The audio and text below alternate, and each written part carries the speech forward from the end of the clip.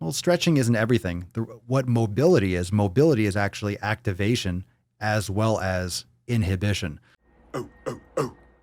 Eric's, what are the best movements for hip mobility? I mean, yoga, bro.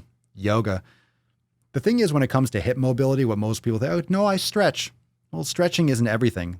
What mobility is actually activation as well as inhibition. So that's what yoga is so great. Yoga does strengthen movements. Yoga strengthens body parts that should be activated and it should be strengthened, but it also inhibits and lengthens body parts or muscles, of course, and ligaments and tendons and connective tissue that should be more mobile, that should be more lengthened.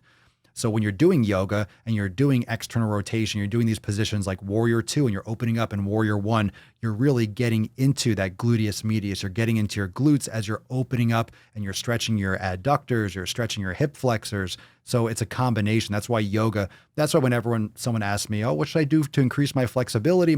You practice yoga and just do as many different types and figure out which ones hit that spot. So for example, Eric's, inside the Swole X yoga studio, that's why we have so many different flows and some of them focus on hips.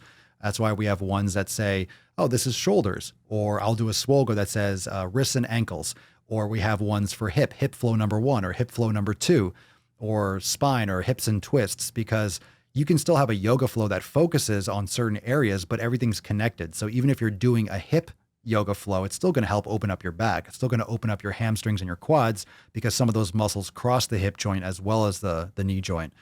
So it's all connected. But I mean, my favorite stretches are, butterfly stretch. You could do the pigeon pose, but you just don't want to do a pigeon pose and then, hey, this is a great one for hip. It's not enough by itself. It's just part of it.